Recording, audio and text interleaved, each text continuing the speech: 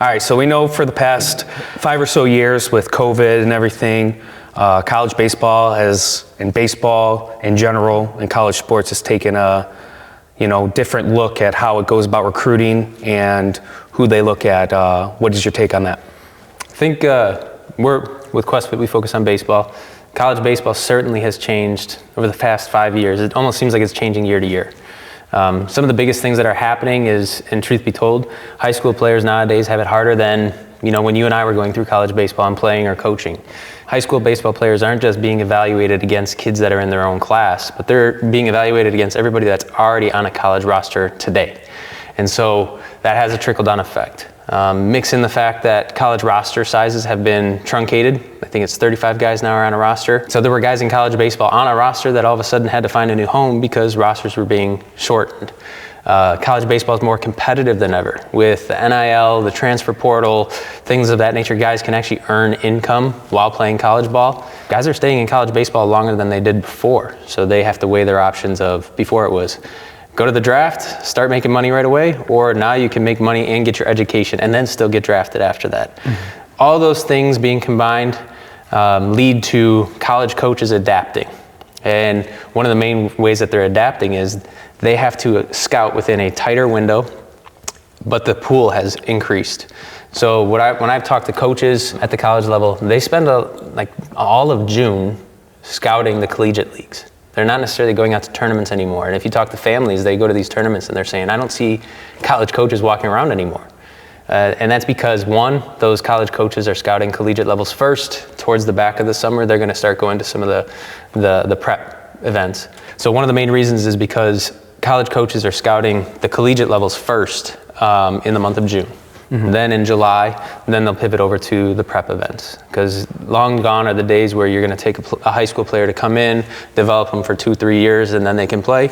They need guys who can compete right now, especially because their current roster is turning over. The other reason is I think college coaches had to adapt through COVID. They learned that they can be resourceful and they don't have to just go to a tournament and give up a whole weekend watching games hoping to get lucky.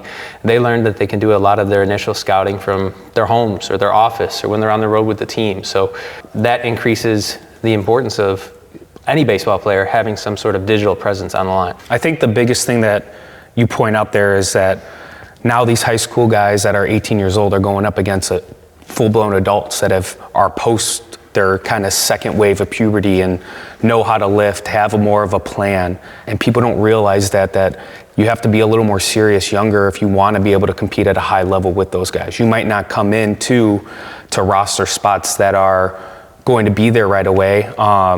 With guys staying in college a lot longer, the draft is a little bit smaller, so that's why guys are opting to stay in somewhere that actually is going to develop them with a little less risk, get their degree as a backup, and you have these high school guys kind of losing out to that. They see themselves as, I have to be top of the line, Division I, go in and start right away. I think you're seeing a shift as guys need to know they got to go somewhere that they can develop, they can get on the field because that's going to take value. I think that's a big one, is they got to go somewhere they can play. When I was going through the recruiting circuit, your options were go to junior college, which is what I did. I wanted to play right away and keep options open. You can go to junior college and then transfer, or you go to a 4-year and you're expected to be there for all 4 years. Yeah. When I was playing, if you wanted to go up a division, say you were a D3 player, wanted to go D2 or D1, you had to sit out a year and lose eligibility. Now that's almost kind of the regular path of a player. Mm-hmm. Guys that are D1 talent don't necessarily go D1 out of high school right away anymore because they have to be on the field and perform right away. So it's almost especially if you're talking the big Power 4 schools, things like that, it's not good enough unless you're a high draft prospect, you're probably going to have to go to some school that maybe is not your ultimate destination first. Get on the field to show that you can do it at a high level, and then that can be your ultimate stop. Or, I would encourage players, if you're enjoying where you're at, there's no reason that you can't stay there and continue to play. Yeah, I think the growth of someone at a place, you don't see it anymore. When I was playing, it was, my first 2 years, I kind of sat behind older leadership and learned, and I needed that. And nowadays, you can't have that because you're just losing out. You need to go somewhere that you're gonna have time to get on the field, see the different light of college baseball, because it can be a kick in the face. It's something that isn't easy. You're in a lot tighter of a schedule. You're playing a lot better competition, and you're seeing it throughout all levels. The competition's good no matter what, and they're going to find you if you're there. When I was playing, and it was kind of at the back half of this where the transfer portal started, we had Division I coaches coming to scout our games at the end of the year when they had a weekend off, because they knew if they saw one of our top guys, that's a guy that can move up the year after that, rather than staying somewhere for their last year. We're talking a lot about this from the player's perspective, which is probably who I suspect is most of the audience, but from a coach perspective, you were a college coach. What does that do? What kind of pressure does that put on a college coach that causes you to change how you're recruiting? I think the biggest thing about that is understanding that when you're talking to an athlete and you're looking at an athlete, you're trying to find out what you can see in a guy that can work, keep them with you to develop, get them on the field right away. What are those tools that are going to help get them to the next level if they're utilizing where you're at? So I coached at Division III, and we had a bunch of guys that came into our program that moved up later on in their career to mid-major Division I schools. And I think the biggest thing is they weren't the same player they were at high school that they were that year 3, year 4 when they were moving on. So when we look at guys, we're looking at we don't just look at their stats in high school or college. I don't know who that player's playing, what the competition level is, because I can't be at every single game. So you might have a weekend that you go 3 for 3. That's great, but what are the underlying metrics? What are you running? What's your 70? What is your exit velo? If you're a pitcher, what's your spin rate look like on your fastball and your curveball? Stuff like that really kind of helps us know who the player is rather than just looking at the stats. You said 70, I assume you mean 60? Yeah, 60. 60 but yard you brought dash. up a good point, and that's on our list of things that we wanted to talk about. What are the underlying metrics, right? I think that's something that every player or family should be educated on. Metrics that translate. Okay, so everybody knows what a batting average is, an ERA, home runs, whatever, those counting stats. But let's talk about why you need to understand the other metrics that do translate, and why just your counting or surface level stats aren't going to tell the whole story. Mm-hmm. So what, in your opinion, let's start with stats. You know, I went to a school, I hit 425, I had 10 home runs. What does that mean to a college coach? I mean, it shows that you have a feel for the game and that there is some stuff there. But again, we'd have to look at like what is the competition? Like I said before, who were you playing? What was your weekend starter? Are those stats coming against your tougher conference opponents or your out of conference opponents in your high school? Or if it was travel, are you playing against your weekend starters compared to that? So that's where I think people need to realize that tech's everywhere in this. So getting yourself in front of a radar, whether that be your dad holding it behind you, a friend, your mom, anyone holding it behind you doing exit velo, or you throwing a ball, that's going to go more, because that just shows that there's something to work with and something else there that backs up the stats. So what I'm hearing is that the stats, your counting stats, performance stats, gives some context within your league. But when a coach is evaluating somebody from this conference, which is a small school, versus this school, that's a big school in a different part of the country, though you can't necessarily compare those head to head. You just have to look at them for context of saying, he has some feel, he performed at his level, good, but that doesn't tell the whole story. Yeah. So what are those metrics? The ones that I'm familiar with and that we talk about a lot are going to be your exit velocity, your positional throwing velocity, your 60-yard dash time. If you're a catcher, what's your pop time? Mm-hmm. For pitchers, we need to know fastball velocity. Spin rate is starting to catch on a lot to differentiate between different velocities and movement profile, shape, things like that. Breaking ball spin, movement profiles of horizontal movement, vertical break, all those things. I don't think everybody has to know exactly, the science behind all of them, but know that some of those things are things they need to invest in and at least know where they're at. Because regardless of what conference you're in, 95 mile an hour fastball equals 95 mile an hour fastball at the next level. Yeah. Right? Exit velocity or 60-yard dash time doesn't care. The environment doesn't matter. That's what you do.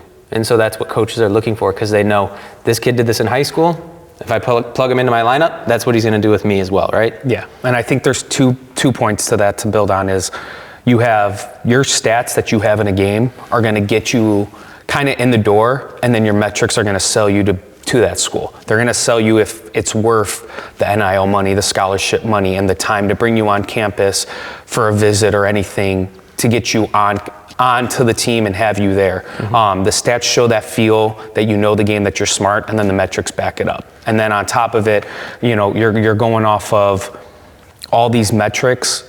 Don't just give your best. I don't want to know that you touched 95 once. That probably was a ball. What is your middle? What's your average? Because that gives me a better range of who you are as a player. Because if your velocity drops off in the fourth inning, you're not a starter, you're a reliever. And if I need starters that year, that might make me view you as a player differently in terms of that. So trying to make sure that you have multiple of them in there so that there is a range from your top to your bottom, and then show that, hey, I still can keep consistent numbers, that I could do it multiple times. It's not just a one-off. Yeah. And what you're saying basically is avoid being just the showcase player, the guy who can, the 5 o'clock hitter, the guy who can throw a 10-pitch bullpen and throw it to the backstop and touch a number. I think those metrics are important for translation, but it also tells a story about, in my opinion, if you're looking at a max or a best in any category, usually speaks to the ceiling of the player. So for example, and again, you're the college coach, I'd love to get your input on this, but if I look at a kid's exit velocity, I say that his exit velocity is 95 miles an hour. That shows his ceiling is he can hit a ball 95 miles an hour. There's probably some strength. He probably has some decent technique. It doesn't speak at all to his game hitting ability. It just says if he gets into a baseball, there could be something behind it, and higher exit velocity typically can translate to more hits as opposed to having to be a dink and dunk guy. Yeah, I think the biggest thing with that you're kind of going after is what kind of player are you both on the field and in a showcase. And my 2 years of, being the recruiting coordinator, I didn't go to a showcase once. I wasn't interested in that. I wanted to see how that guy was day in and day out on his good day and his bad day, and understand that, okay, I can get those metrics any other time somewhere else if he's gone to them, because they're going to be posted online. But what else do you have?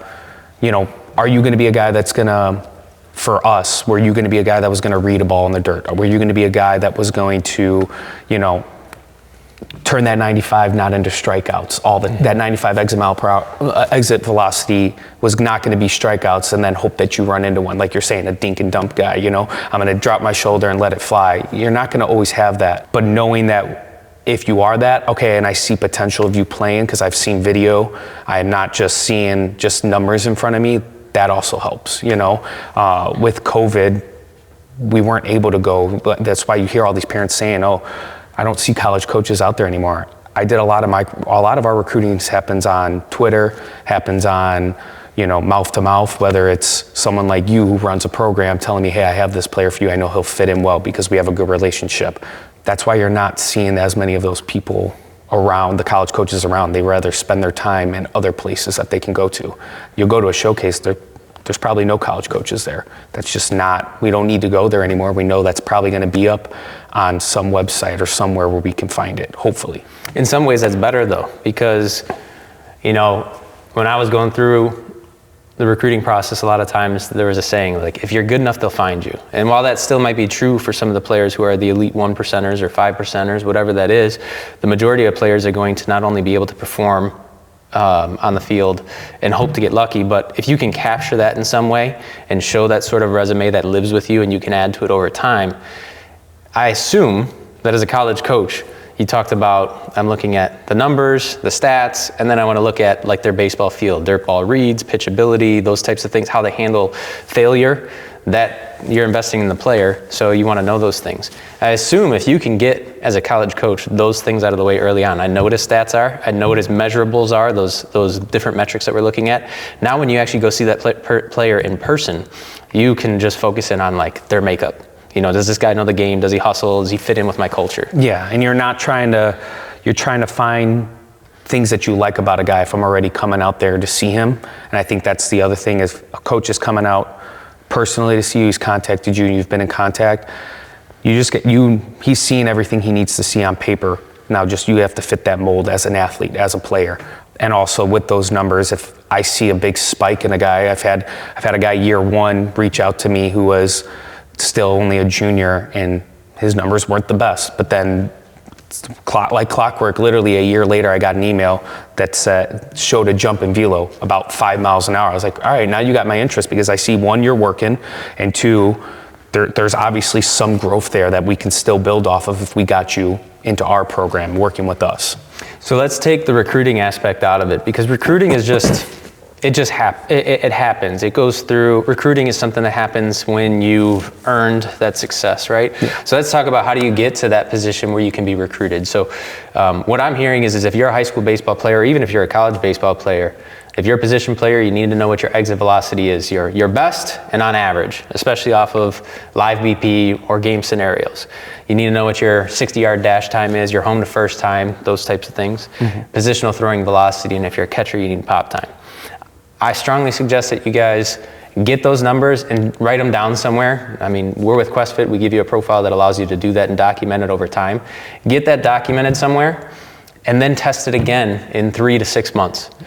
Because what that can do for you, and correct me if I'm wrong, is now all of a sudden, you mentioned a player. You had a fastball velocity, maybe a year later, if his fastball didn't change very much, as a player, you can look at that and say, okay, maybe there's something wrong with my training or my diet, or I need to get stronger. So if you guys are actually going about this and trying to improve, you need to actually have a roadmap and document those things, because it'll tell you a lot about your own processes, your own development, right? Yeah, I think use the metrics not only to get yourself out there and recruiting, but I think you can use those metrics as well to get yourself better. If you're not where you want to be, if you're not getting answers from coaches, if you're not seeing the types of schools that are answering you, this is not where you want to be. All right, I've gotten my exit velo. I know I need to get stronger, or I need better feel for my barrel as a hitter because I'm not hitting the ball as hard. But if you test every day, you're just going to wear yourself out, and you're also going to show that to that person. All right, that's the type of player he is, and we're not going to see a jump. Get your baseline numbers. Take a couple weeks off, you know what you need to work on. Still hit, still do stuff, still work out, and then come back to it in a little bit. My personal philosophy on trying to see those increases is don't chase the 10-mile-an-hour jump in your fastball. Don't look for the big jumps. If it happens organically because you're paying attention to your diet, you're getting in the weight room, you hit a growth spurt naturally, that's fine. But really, I think what you should be looking for, especially when it comes to a throwing velocity, 3 to 4 miles an hour a year.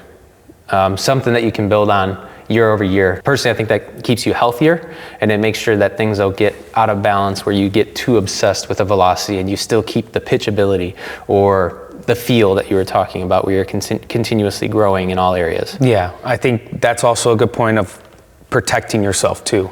I think if you're trying to get yourselves and take these metrics every single day, you're just gonna you're going to burn yourself out to the point where an injury is going to happen. You're going to get so injury prone because if you're doing baseball year round, which most athletes are, and you're having that, and you're still going to be playing, you're still going to be doing some type of training. If you're going 100% every single time you get on the mound as a pitcher, you're bound for injury, and that's going to put you back even more so than you're thinking that 10-mile-an-hour jump. Yeah. Your best ability is your availability, is what they say, right? Exactly, so Stay healthy, stay on the field, you're bound to continue to grow. What's the best way to go about improving those measurables, do you think? I think the first thing that you have to do is choose one thing that you want to focus on. So if you're a hitter, and even if it isn't a measurable metric like exit velocity, because you have that well, but your strikeout percentage is high when you look at where it is, find one thing to focus on, and then that's where you can put your efforts first. Because if you're trying to change too many variables at once, you might have a good day and then a bad day and then another good day, but you never know what created that good day because you're changing too many things. I think that's the main part of it. And getting that down to, all right, I need to focus on one drill, one type of thing, rather than changing 5 things. I think that what you're speaking to is mostly the skills development. My personal philosophy that worked for me as a player, and I preach to the players that I coach, is, usually if you're in travel ball, high school ball, things like that, you're going to be working on the skills all day long with your team. I think the things that are really going to separate you are your ability to be the best athlete you can be. If you're an athlete, you can raise your overall ceiling. So what that means is you got to get in the weight room, you got to pay attention to diet, you got to get enough sleep. If you can do those things consistently year-round, the skills work is going to allow you to take your game to the next level. But without that baseline of strength and athleticism, the skills work is going to cap out at some point. I agree. I think, too, if you're someone right now that's sitting on your couch and you're thinking, what can I get better at? And you're wanting to start working out more, I tell all the athletes all the time, I want you to get stronger, great. don't lose. The biggest thing in baseball is your flexibility. I think if you lose your mobility, your flexibility, you're also you're gonna run into injury, and you're not gonna be able to perform as well as you need to. So finding out, it's simple as going on YouTube for yoga stuff post lift or pre-mobility stuff, things like that are also very, very important to your development and growth. Yeah, I think a more organic way, especially at the younger ages, I do like multi-sport athletes. It's great to be working on baseball year round, but especially at the younger ages before you're in high school, I think it's great for a kid to play basketball or a kid to wrestle, avoid the rotator cuff injuries or things like that, but something that's going to help develop skills that baseball inherently doesn't. It's one of the few sports out there that doesn't inherently create athleticism. There's rotational power and things like that, but there's not as much lateral movement or sprint speed. It's short bursts. So basketball players, wrestlers, guys who, run, whatever it is, I think that helps in baseball. Weights is a big component of that as well, but it all needs to be done where, again, you're not looking for a huge jump, you're looking for consistent growth. Yeah, and if you're gonna be someone that's getting into lifting first, don't be the ego lifting guy. Go with form over weight first when you get in there, because again, it's just gonna lead to injury. If you're trying to put up a number, or you're trying to impress someone else at the gym, go with an older guy that knows what he's doing. Don't try to match what he's doing either, because you'll learn the hard way that that's just not gonna work. I think to wrap this up from a coach perspective, talking about these metrics, it's something that I try to do with my players. I use QuestFit as the base of it to track all the player development. We do use Rapsodo that's integrating just our regular training, so I'm not having to take away from our normal practice plans to do a testing day. Instead, my guys are pitching, they're hitting as we normally do, and it's just being captured organically. Obviously, we'll do some testing of their run times and positional throwing velocities and things like that, but I get them all in, call it July, and I do a pre-test or our tryouts. We gather a lot of those things, and then again we test that again or look at the measurables towards the end of the winter development. And I think the families and players love to see that sort of growth, and it helps educate them through us implementing it for them. And usually when I do that with my players, they start to take more ownership of it, try to work on it on their own. So I highly vouch for it. Whether if you're a player, invest it on your own. If you're a coach, the best way to motivate those kids is to start doing it for them, in the sense of creating that pattern, and then hopefully they take it and run with it. Yeah, I agree. So if I was an athlete, maybe in your program, or a parent, what do you think the roadmap you would give me for someone looking to say, hey, I want to go to play I want to play at the next level? What are you giving me? I think it's a good question. It's a question that comes up a lot, and it can be an overwhelming topic and incite a lot of anxiety in people. And it's a question that I feel a lot. I personally went through a similar experience. I didn't have too many mentors who could kind of show me what you need to do. I had to continuously try to follow up, and I was fortunate that some things worked out for me. But what I'd recommend to any player, to any parent, is step number one is you got to get an honest evaluation of where you're at right now. Otherwise, if you don't know where you're at, you're just window shopping, and you don't have any sort of baseline to work off of. So how do you get that honest evaluation? We talked about it earlier. You get those metrics, because that speaks to maybe what your top end ability could be. Then of course you got to go perform, but get your honest evaluation, your baseline of your metrics, and figure out what that profile is to. You don't have to know that off the top of your head. There's tools out there. Obviously, we're with QuestFit. QuestFit does that for you. If you get your metrics based on your age, based on your physical stature, it'll give you a grade that corresponds to different colleges. So I would strongly recommend get your metrics. You get them in QuestFit. It's going to give you a Q score, which is a grade 1 to 10. And then you can look at the college database, because we have 1,700 schools in that database, which is overwhelming, trying to go find which one fits you. But that Q score is used to match with other colleges who also have a Q score, which is not a ranking. It's just to tell you based on your numbers, what kind of players they might recruit. What should you be able to do? It's a great way for you to start. So if you get your honest evaluation, you can start to get some contextual knowledge about where you fit. Am I a guy who's going to Vanderbilt, Tennessee, LSU? Very few of those out there. Or should I be looking more local? And if you go into the database and you search based on what are your academics, so my GPA, my ACT, and your baseball metrics, do I want to be close to home, far from home? The database can take you from 1,700 schools down to 50, or to 20, or to 10. Now when you get a sample that's that much smaller and more strategic to fit you, it doesn't feel so overwhelming. Now you have an opportunity to actually start researching those schools. Can I picture myself there? Is this in a city or is it in rural country? What fits me personally? Because at the end of the day, you're a student athlete, you're student first, you're gonna be living on campus potentially, you're gonna be interacting with people. Do you want a big school, small school? Be a number or be a somebody or whatever. There's a lot that goes into it, but you're deciding, where do I wanna live? What do I want my life to be like for the next 4-ish years potentially, or at least 1 year at a time. It doesn't have to be forever. So to get started, honest evaluation, then you need to start understanding where you're gonna fit as a player. Am I D3, JUCO? Am I D1? What do I wanna study? Those types of things. And you don't have to have all the answers right now. You can take it a step at a time. If you don't like kind of where you're profiling right now, or you have different ambitions, well then you get to work. You start training and try and raise those metric numbers and perform on the field and test again and reevaluate your baseline. Where am I at now? Well, what age are you seeing guys do that then though? Am I too late as a junior, or is it too early as a freshman? What's that age group or time zone for that? I think in the interest of player development, earlier is better. I mean, I don't recommend it at 8 years old, 9 years old, but when you're starting to get closer to high school baseball. So ideally I'd say at least by freshman year, but if you can start doing it as an 8th grader, getting ready for high school, you could be just a step ahead, and that's good for the interest of player development. You're not gonna go out and market yourself for recruiting as an 8th grader or as a freshman or anything like that, but it gives you, that baseline of where I'm at, how I'm profiling, do I like what I see? And then decide what's actually attainable for me if I put in a little work, if I improve these metrics a little bit, if I go out and perform for a couple of years. So ideally, sooner is better for the interest of player development. If you're a junior or a senior even, and you haven't really done this, it's not too late. It's better late than never. You see guys are not being signed as 8th graders or freshmen anymore. They changed those recruiting rules. They cannot contact you until the fall of your junior year.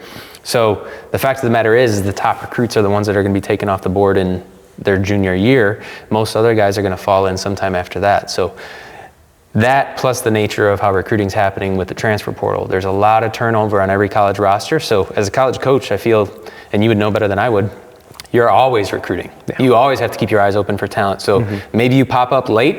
It could be a blessing for a certain coach who says, I have a spot to fill that I wasn't aware of, and they can find you. So if you're a junior or senior, better late than never. It's not something that can't be done.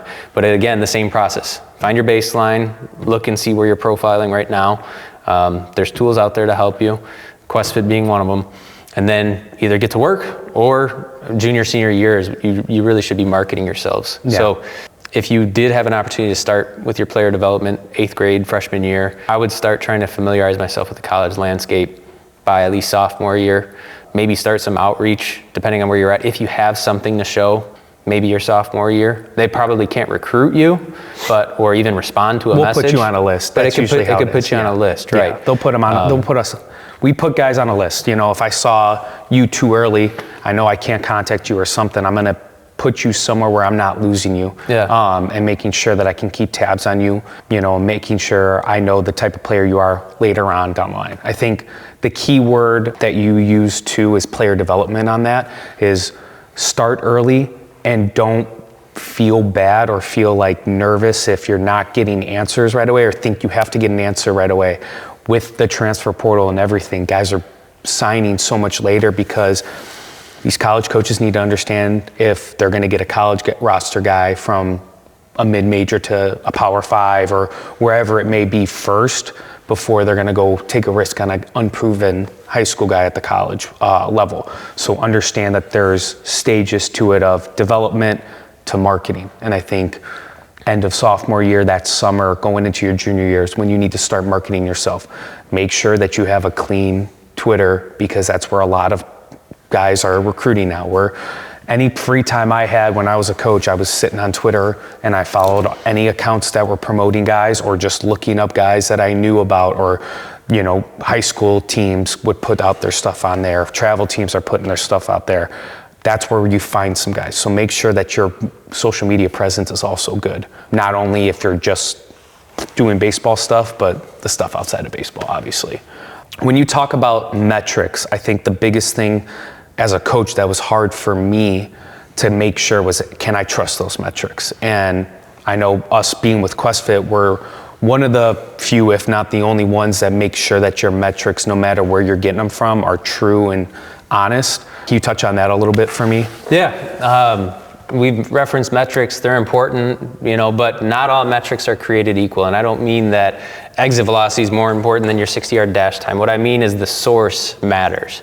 If I write an email to a coach as a player and say, hey, my name's Andrew and I throw 90 miles an hour, okay, they have to just take my word for it, but there's no way for them to really know, and they're gonna have to do some digging and homework to figure out if this is legitimate, either calling up my coaches or trying to find something about me on the web, or they need to go see me in person. What you want to do is find a way to get your metrics verified. There's a couple ways to do that. QuestFit offers that. All the metrics that are on a kid or on a player is going to be verified before it gets on their profile. And you guys can do that year round. You can do that through a video of somebody holding a radar gun and the radar gun's in frame while you're throwing or hitting. It can be done from sending showcase results to us. It can be done from using training technology. And those are other sources that you can do even outside of QuestFit. So you can go to a showcase. Showcases are a big trigger topic of, should I go to showcases? They can get expensive if you do a bunch. And when should we do them? You should go to a showcase if you have something to show. If you got your baseline numbers and you didn't have anything that stands out, maybe showcase isn't for you right now. But if you do have something to show and you want to get that out and known, you can go to a showcase and they're going to publish their results in their list, and college coaches will look at that and they'll know that now it says the showcase company that's reputable says Andrew threw 90 miles an hour. That's a heck of a lot stronger than if I just wrote an email that said it's 90 miles an hour. Mm-hmm. Or if you sent your QuestFit profile that says 90 miles an hour verified, that means a whole lot different than if I wrote that email. Yeah. Training technology is really popular now. So we have a Rapsodo sitting here. There's other ones. There's TrackMan. There's HitTrax. There's Pocket Radar. There's a lot of different technologies out there that you can utilize. And it's harder to fabricate those. So if you were to take one of your reports from your sessions, whether it's hitting or pitching, and you submitted that along in your email as an attachment or a screenshot or something like that, that can also vouch for you. And then I wouldn't discredit your coaches either. Anytime you're sending something out to a college coach or trying to get your name out there, it's good to have a couple strong references. Guys and that's not mom and dad, it's your high school coach, your travel coach, maybe a scout that's seen you, a college coach. Even if they're not going to recruit you, college coaches, it's a fraternity. They all talk. So, hey, I want to go to U of I, and the coach has seen me, says you're a good player, just not a fit with us. Doesn't mean that he won't go talk to those local junior colleges or a different school that he's buddies with and say, yeah, I saw this guy and he can play. Mm-hmm. Kind of good transition here of when you're contacting college coaches, you need to have a plan on what your email or text is going to look like. One, make sure that it's professional and coming from an email that isn't something inappropriate. I've seen that come in plenty of times and go straight to the trash and block that sender. I don't want anything from that person. You need to start out by, I think the main things is your name, your grad year, your primary and your secondary position. Don't list 8 million, don't list just utility. Everyone wants to be the next Shohei Ohtani, we get it. Understand that the first two positions that you're confident in yourself to put yourself out at, whether that be shortstop and only second base or shortstop and third base, outfield and pitcher, something like that, that means something to the coach. Because they all have a certain amount of roster spots and each position can only hold so many. They're not gonna overload or hoard guys at one position. Maybe one year they're looking for more guys that are pitchers than they are looking for catchers, and that's just kind of how it goes. To be clear though on that, you said they're not going to hoard guys at one position. I think it's important for players to know that versatility can be your best friend. So they might not hold 10 shortstops to be shortstops, but you might recruit 10 shortstops to be infielders. Yeah. So if a coach comes to you and says, hey, can you play second base, even though you're listed as a shortstop, or can you play third base? I would strongly encourage yes, because it gets you on the roster, has a chance to get you in the lineup, and who knows, maybe you win a position battle. I agree, yeah. But just make sure that you're clear on what you feel most confident in so that when they're evaluating you accurately. We don't evaluate a shortstop and a second baseman the same. A shortstop needs a little bit of a better arm. Now, if we see a shortstop that we feel like can play and has the range for second base too, then we have that conversation before we brought them in and go from there. After that, have some type of measurables, whether that be those metrics we're talking about. You can include some stats, and then don't be the cliche guy that, oh, I'm a leader, I do this, I do that. We understand that. Everyone's going to say that. I think it's even better than to back it up with a video or two.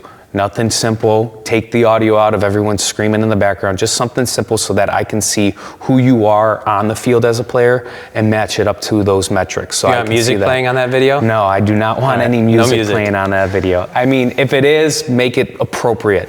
There's been a lot of times where you've had inappropriate music or just some outlandish stuff. A simple, beat in the background. Okay, if you have that editorial skills, congratulations to you, and that's okay. And then make sure you close it with, again, still your name. Say that you're going to follow up in a week and follow up in a week if you don't. Give them your email again and your phone number, because the biggest thing that I hated was finding a guy I liked, even if they reached out to me. Sometimes they reached out to me and I couldn't resend back to that email. And if I couldn't shoot them a phone call or an email or a text or something, make sure that wherever you're at, even on your Twitter and stuff, or a profile like a QuestFit profile, have your contact information handy. Make it easy to find so that a guy can keep track of you and you don't get lost in all the translation of handing off papers or, thousands of guys we're seeing a day. So I got you a little distracted or pulled you off topic a couple of times, but so if you're reaching out to a college coach, you should have your bio information, name, height and weight. You would have your contact information, your high school, your travel program. You would have your graduation class, your positions, primary, secondary. You're going to want your measurable metrics, right? Because that's going to talk about potentially what your ceiling is and who you are as a player, what you can do. I think stats are important for context to show that you have some feel and that you're getting playing time wherever you're at. You're going to want to have your references in there because those coaches are going to want to do some homework on you potentially.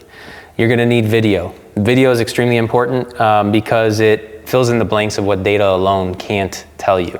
So it shows your swing mechanics, your arm action, arm speed, bat speed, all these different things that you can't just see from looking at a number. So video is a great way for them to get eyes on you before actually getting out to the field and getting eyes on you. You're going to want I mentioned references. One thing that I think really sets you apart too is don't mass send these. Don't mass send out emails. Say something personalized to a college coach. Say something about their program. Let them know that you've actually looked into them and you're truly interested. You're not just sending out mass emails. I think that goes a long way. And don't be afraid also to, if you have contact information for multiple coaches, CC the other coaches on there. You don't have to send each one of them an email like that, but if you put them all on the same one, that coach sees that his assistant's seen it or the head coach has seen it or it's there. You're talking from the same coaching staff? Yeah, right? Just from the same coaching staff. That's what I'm talking about when you're mass sending out an email, not to multiple different coaches, but just from different schools. But from the same school, it's okay to CC the same coach so that if I see it and I want to make sure that my head coach saw it, the guy in charge that's making the decisions, I can reference that instead of having to forward it over. It's in his inbox, it's simple, and it's easy for him to pick it up. So do that, be professional, and make sure too, like I said, do that follow-up thing, because if I knew a guy was going to follow up with me, I would let them know right away if they were serious about it. Also, if you don't, that coach also knows that you're serious if you do follow up in a week or so. All right, now I've gotten a couple emails from this guy, I'm going to see what it is if I missed it the first time. You never know. We started this by talking about, when to get started or how to go about this. I'll just start from freshman year of high school. You should be getting into high school, get your feet wet, focus on your grades and academics, because at the end of the day, some schools can't offer athletic scholarships. The first question a lot of times they're going to ask are, what are your grades? They want to know you can get in the school. And they're going to want to know if they can qualify you for any sort of academic assistance and financial aid. So get in freshman year, set yourself up right with some good grades, get a baseline test to figure out where you're at, and get to work, especially on being the best athlete you can be. Those are your prime growing years. Make sure that you can get stronger, get faster, continue working on your baseball skills. Sophomore year, it's a lot of the same thing, except for at this point, when you get your baseline again, I'd start to try to familiarize myself with the college landscape and to understand that there's different divisions. There's NCAA Division 1, 2, 3. There's NJCAA Division 1, 2, 3. There's NAIA. There's other ones out there. Start to familiarize yourself with those different levels, who can offer athletic money, who cannot, what are the tuitions like, those types of things. And then when you do your baseline, if you have something to show, you have a tool that is a plus, you can consider going to a showcase or two. I think that's a good way to get your name on the map, get it documented, and get your name kind of circulating a little bit.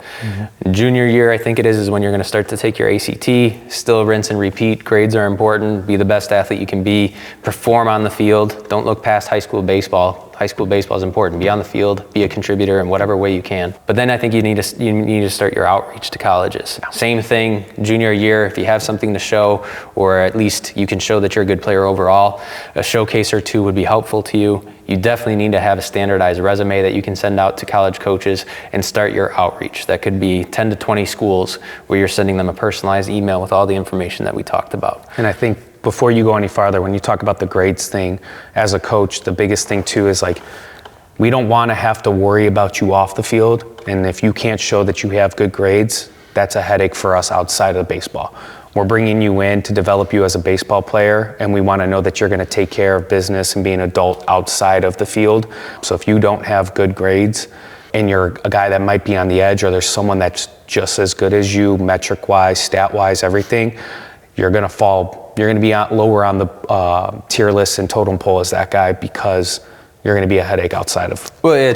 It shows work ethic. It shows the ability for time management. You don't, as a college coach, you don't want to worry if a kid's going to be eligible or not. If when we're traveling for our weekend series, and you have to miss class, if you're going to fall behind. So that definitely does speak to not only can he get into the school, but when he's here, can I rely on him to be available? And if his grades are falling behind, then he's not available. Exactly. Going into senior year, if you're still not signed, you're going to do some of the same things junior year, possibly a showcase or two. You're going to do some outreach to another 10, 20 schools, follow-ups on the schools that you like, personalized messages with your resume that's in there, something that can vouch for your metrics, stats. I would also encourage you by senior year to start leaning on some of your mentors and references. High school coaches, travel coaches, other coaches that you've met, scouts. Ask them if they have any connections anywhere and start getting traction. Even if it wasn't your dream school, it's a good way for you to start that conversation and get your feet wet that way. You're missing one important one on that though. Ask your former players that are playing in college, your former teammates that are playing in college. Our number one recruiters at every college is the guys that we've gotten previous. So reach out to your guys. They know the insights, they know what's going on, who's leaving, who might be leaving, who they're bringing in from the transfer portal. Reach out to them. They got a direct contact straight to that coach. And if a player brought a guy to me, I always looked into it because I know I'm trusting them, obviously, over anything else. Yeah. One other thing to say is you can take visits to schools even if it's not an official visit. You can go there, and I recommend doing that maybe even as early as sophomore year to get an idea of what college is and what to expect, a big school versus a small school, a rural school versus a city school, whatever it is. See their baseball facilities. Does it look like a baseball school? And then potentially you can have an official visit at some point, but don't let that discourage you if it's not an official visit to go on campus. I mean, story time, I ended up going to Lewis University, and it was from an unofficial visit that I took myself on. I was playing junior college baseball at College of DuPage in the Chicagoland area. I performed well, had good numbers. I was an All-American, team captain, but the phone wasn't exactly ringing off the hook for me when I was a sophomore looking to where I was going to go after junior college. I knew some players that had went to Lewis University, which is also local to me. I'm pretty family oriented, and I felt like it'd be cool to stay close to home. They had a good program, and so we had an off day from practice one time, and I drove to campus. I had my transcripts in hand. I had that resume we talked about of what my metrics are, measurables, stats, references, my grades, all that stuff. I had that in hand, and I just went to the athletic office and said, "Where's the baseball coach's office?" And walked over there, ran into the grad assistant who was on the coaching staff. He called the head coach. The head coach said, "Give him a tour, and I'll be there in a half hour." So we did a tour, saw all the facilities, had good conversations. Got to go in the coach's office, shake his hand, tell him eye to eye, my name's Andrew Brower. I'm a junior college baseball player, sophomore at College of DuPage. Here's my coach. Here's all my information, and I'd be interested in playing baseball here next year at Lewis University. You know, Coach McDonough, he treated me with respect, had a conversation, said, truthfully, like, these are good numbers. If this is all true, then you would be a good fit. But let me see what I can do. I know you're a coach. And sure enough, he called my coach, came to a practice, and called me back in like a week later for an official visit, and he was giving me a financial aid package that I was fortunate to get, and I couldn't be happier with the decision. I ended up getting some other interest from other schools of various levels, Division III, Division I, but Lewis, which was D2, felt right to me because I felt Coach McDonough was welcoming to me, told me exactly what he felt and how I'd fit in on the roster, and to me that was important to know what my role was going to be, and I had a great experience for those last 2 years at Lewis. Yeah, that's a good story. Now, not everyone's going to fall in love with a place or get as lucky as Andrew did there. So, when he talks about doing the unofficial too, I think to know where you're going in the school and what it is as a whole, you're going to get it through a lens if you go only on a baseball visit. Now, I know you might not be able to do this with every school, but if you have the chance to go on just the normal admissions type of visit where they take you around other places and show you it, and you get to kind of be in a group setting more rather than the one-on-one with just the baseball coach taking you with a couple players and you just to get to see that lens, that might open you up to kind of know your preferences too more of what type of school that you want. Small, big, local, more in a rural or city area, you know what I mean? Whatever that might be. And then you can, kind of punch those in when you're looking at QuestFit's database and put your filters that way to kind of lower that list down if need be, because it can be overwhelming. I think the one part of this that we're missing out on too is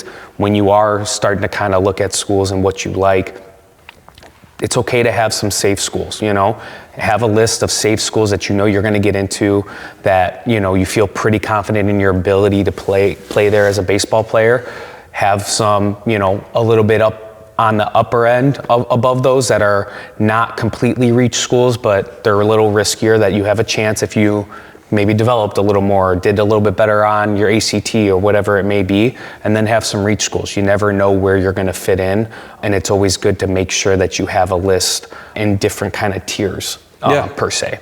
So you've heard us talk about, recruiting, verified metrics, the tips of stuff, where to go and kind of how to do it. I think a lot of people don't understand how much tech has been incorporated now too into baseball as a general, not just recruiting, but everywhere in it. You turn on a Sunday night baseball, they're, putting up your exit velo, they have TrackMan doing everything, StatCast, all of that. It's something that's new to me as I never had that when I was going through my recruiting process. I know you didn't either really, but then, as I was a coach and a player, tech was thrown at us in all aspects of the game. I think we should kind of let the audience know, kind of speak to them on the things we've learned about it, not only as players, but coaches, and how it can benefit us, but also too, where you need to make sure you're not hurting yourself with it. Well, first of all, thanks for calling me old by saying this stuff wasn't around when I was playing. But if I can look past that, I think technology can certainly help you, not just in recruiting, but in player development. I've mentioned that, and I think if you want to talk recruiting, you can't do it without talking about development. That's got to be the core of everything you're doing. You're doing these things to improve yourself, not just to superficially say, hey, on Twitter, I'm going to this school. So I do like tech. I'm a bit of a blend of old school and new school. I still believe in the feel of the game and doing things the right way, but tech, I think, is a great mirror. It's not something that you're going to use to try and consistently chase, but it gives you a mirror to yourself as to who I am, what can make me successful, and is my training working?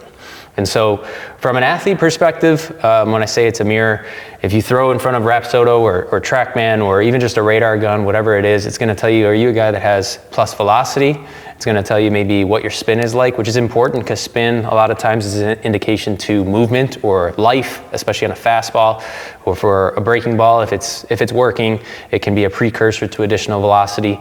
So it kind of gives you those little cues if you know what you're looking at. So as a player, it's good to know that, not just about like chasing down a number. Of course, yes, we want more velocity and things like that. But for example, as a coach, when I'm working with pitchers, they can throw a session just as they normally do, and I can analyze it and say, okay, you're a guy with good enough velocity, but you have high spin on your fastball. What that says to me is typically especially when paired with good vertical break. That means that you can be a guy as an out pitch who can throw a fastball up in the zone to get an out, because typically that baseball is going to appear a little bit more flat, where you hear guys say that a fastball rises, and so it's going to have some good deception to it, and you can get above a guy's barrel and result in swings and misses or pop-ups and be a fly ball pitcher. So I think that's a good way to look at it. If you're a guy that doesn't have plus spin, even if you have high velocity, you still might have better success of being down in the zone and working on your tilt down in the zone and get your outs through ground balls, less on the swing and miss. Not everybody's the same, but you typically want a pitch that can work, at least 2 pitches that can work for a righty and a lefty. So for a lot of guys, that's your typical fastball, your slider or curveball that's going to give you glove side break, and then maybe a changeup that's going to give you a little bit of fade. So as a right-handed pitcher, I can throw fastballs and I can throw breaking balls to my right-handed hitters.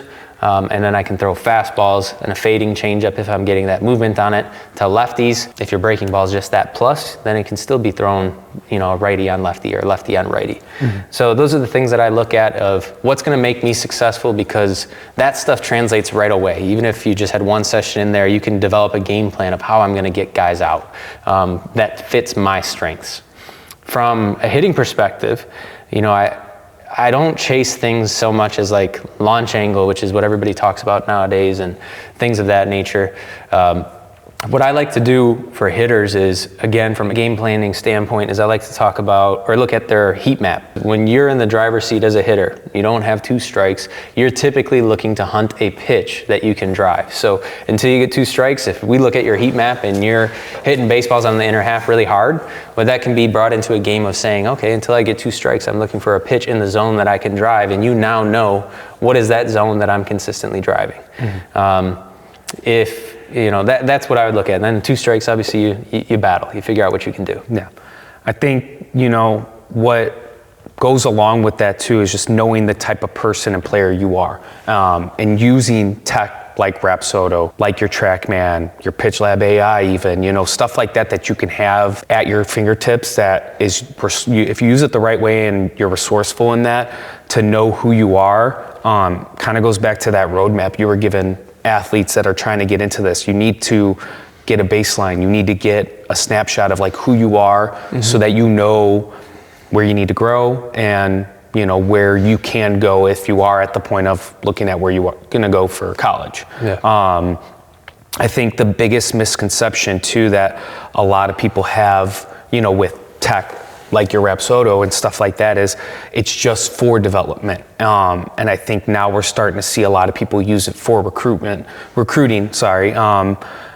because you have those numbers and those metrics at your fingertips that you wouldn't necessarily have unless you went to a showcase. Yeah, and those numbers are considered legitimate or verified because it's technology collecting it. It's not somebody saying it. Yeah, you're not just doing your eye radar or something, right, and hoping that I throw 90 miles an hour at my curveball's 12.6 in that. As we look more into data and talk about it and it grows, you talked about, utilizing it where you're being smart and you're not always going, full intent. So if you're not trying to always go full intent in it, and you need to understand when you're working on stuff and when you are going for numbers, and mm-hmm. you're not always chasing a number. Sometimes you're chasing growth, and I think that's what you need to understand, and players need to as well.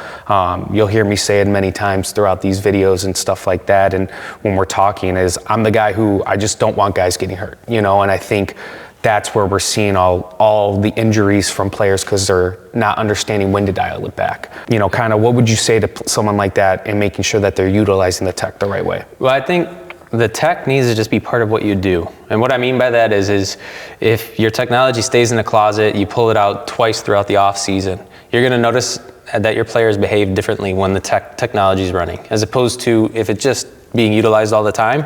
They're desensitized to it. They're just going about their business, and that's just capturing moments, even if it's not full intent. For example, like we had certain sessions where I noticed, looking at the data in my QuestFit dashboard, because we connected to the Rapsodo. So I was looking at it and I noticed that I had a handful of pitchers that had some strange gyro spin on their fastball. it doesn't necessarily mean it's good, bad, or otherwise, but for those guys and knowing their characteristics, I was able to work with them and say, hey, for this session, maybe it's 80% intent. We're not actually going full go. We're trying to stay behind the baseball or on top of the baseball to get more true spin and better spin efficiency, which means that their fastball is going to play up. We're maximizing what they already have just by a small little tweak at release point or things like that. So they get more true spin, they're getting better life, they're getting better movement, things of that nature. And that doesn't work if every time you pull that out, they just want to chase velocity, right?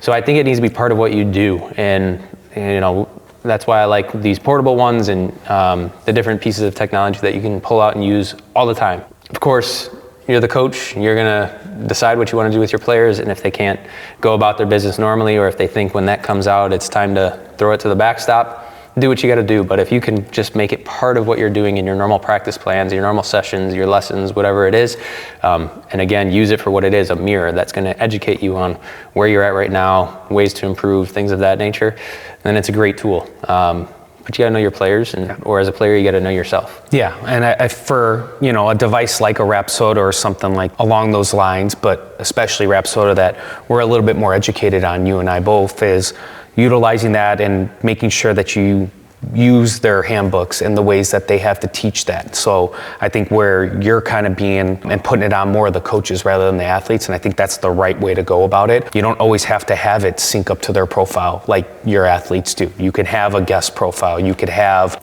just have it running on those two guests where you can have it in real time so that they know it's not going anywhere. It's not going to hurt any of their numbers if they are a little sore and it's a touch and feel bullpen, or you're working on something in a cage to see if it clicks, and if it does, then all right, then we can put it in as their player and go from there. So I think what people need to realize with tech in general is get educated on it and understand that there's multiple different facets that you can use this, whether it is the recruitment style, whether it is the development style, or it's just, hey, let's get it on in front of you to have a little competition even. There's ways to implement this into your practice program. I know you've done it plenty of times. I know I have as well, both as a player and as a coach, but it just, as long as you are educated, then you educate your players. Yeah, I think for pitchers, I'm looking at strike percentage. I'm looking at their heat map of pitches. Are they throwing to the parts of the zone that we want in the shadow zone, or are they throwing them right down the middle, or are they missing the zone a lot? So strike percentage is going to translate to a game. I'm looking at spin efficiency. I'm looking at the movement profile. Those are all things that I'm chasing or trying to get my players to chase. A lot of times more so than velocity. Velocity, I want to be easy velocity. I want it to be fluid. I want it to just happen. And throw in the adrenaline part of it in the game. If you're amped up in a bullpen, you get more amped up in a game, that can work against you with your command, and actually you can stiffen up and throw not as hard in a game. If you practice being fluid and loose on the mound and focus on those other metrics that translate directly of your strike percentage and your command and being efficient with your spin and all those things, with easy velocity, a lot of times you get into the game that adrenaline pumps into through the fluid movements of more velocity, and everything plays up a little bit better. And then the same thing for hitters. I really like to see hard hit percentage, which, MLB, I think hard hit percentage is anything over 95 miles an hour. I believe Rapsodo and other pieces of technology have their own standard, which is a relationship to what your max exit velocity is for the session, which I like because then it's more personalized for you as a hitter. So I want to know what's their average exit velocity. So like typically what are you doing? And I want to see your hard hit rate. Are you controlling the barrel? Are you getting consistently on time and getting to a good hitting position? And that's what helps you be a better baseball player. No, I 100% agree. And I think that if you are understanding what as a coach, you're preaching to, every coach is going to have different stuff that is important to them. Some guys care more about the launch angle and the exit velo. As long as you know how to teach that and how to coach that while utilizing this, you can set your players up for success. But I think programs that aren't utilizing any tech nowadays are falling behind. I think you're different ages and different cycles of a player lifespan matters too. I think if you're in high school, you should be focused on being the best all-around hitter you can be. Don't pigeonhole yourself into a power guy where, at the major league level, they talk about lift and pull percentage and launch angle. Well, those guys are doing a very specific job. In high school, I think you should be focusing on being able to use the whole field, consistently barrel the baseball, a good line drive approach. And as you start to learn about it yourself as a hitter, be competitive in all environments, get a little bit of man strength, then you can talk about trying to get a little bit more or hunt pitches early on the count to try and hit them out of the park or do what you do, if that's who you are. And if it's not who you are, that's okay. Again, use it as a mirror and look and say, okay, I'm not a guy who's gonna go out and continuously or routinely hit the ball out of the park, so I need to use the whole field, I need to let the ball get deep, and that's how I'm gonna help my team win. Yeah, I think buying into who you are as a player, and also what your team needs. Not every team needs power hitters. Not every team needs the guy that's gonna, get on base and steal bags. So understanding who you are as a player is important, and that could help you get to the next level if you buy into that. If you don't mind, I'm gonna end it here for us. You've heard us talk about anything data, recruiting tips, kind of where to start with it. Now it's kind of up to you guys. If you have anything else that you want to hear from us, leave a comment, message us at support@questfit.com. Go on our website. We have a forum on there that you can fill out to get in contact with us. We want to hear what you guys want to hear about. Talk about it from two people that have lived it in all different facets and worn different hats. If you don't have anything else, or if you liked the video, or if you liked anything, like the video, leave a comment saying that you liked it, and you can get more content from us. Thank you. Matt, thanks for talking. It's a great time. Check us out at QuestFit.com, and don't hesitate to reach out. We're here to help, and we'll see you next time.